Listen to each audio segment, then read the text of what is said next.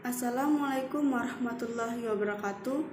Perkenalkan, kami dari kelompok 9 yang beranggotakan saya sendiri Putri Cahyana Febriani dan 3 anggota lainnya Marlini Safitri, Nur Laila, Nur Haliza.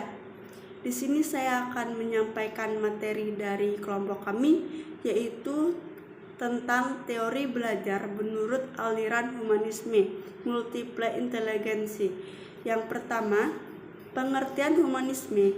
Teori humanisme lebih melihat pada sisi perkembangan kepribadian manusia. Pendekatan ini melihat kejadian, yaitu bagaimana dirinya untuk melakukan hal-hal yang positif.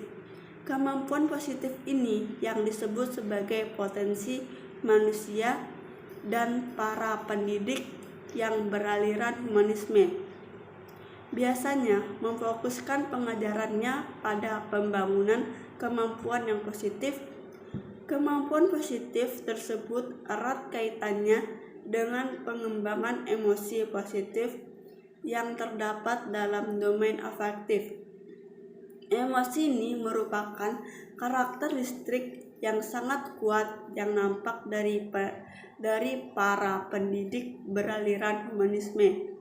Jadi, teori belajar humanistik adalah suatu teori dalam pembelajaran yang mengedepankan bagaimana memanusiakan manusia serta peserta didik mampu mengembangkan potensi dirinya. Baik, di sini saya akan menjelaskan tentang teori belajar humanisme menurut multiple intelligence. Yang pertama, peran guru dan murid. Dalam open school, guru berperan sebagai fasilitator yang membantu siswa untuk secara aktif memilih materi, metode-metode, dan langkah-langkah dalam proses belajar atau pembelajaran. Nah, yang kedua ada evaluasi diagnostik.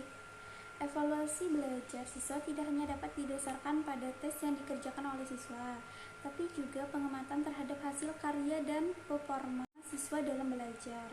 Tujuan evaluasi dalam open school ini sebagai bimbingan pembelajaran untuk memberikan feedback terhadap kinerja siswa dalam belajar dan bukan untuk mendapatkan ranking bagi siswa. Pemberian materi yang berbeda-beda digunakan untuk memberikan stimulus bagi siswa agar dapat melakukan eksplorasi dalam belajar. 3. Pengajaran individual. Dalam open school, siswa pengajaran didasarkan pada kebutuhan dan kemampuan individual siswa, sementara siswa belajar sesuai dengan kemampuan mereka sendiri. 4. Kelompok dengan tingkat usia. Kelompok yang dibentuk dalam proses belajar terdiri dari siswa berbagai tingkat usia, atau kelompok dibentuk tidak didasarkan pada tingkat tetapi didasarkan pada aktivitas yang akan dilakukan.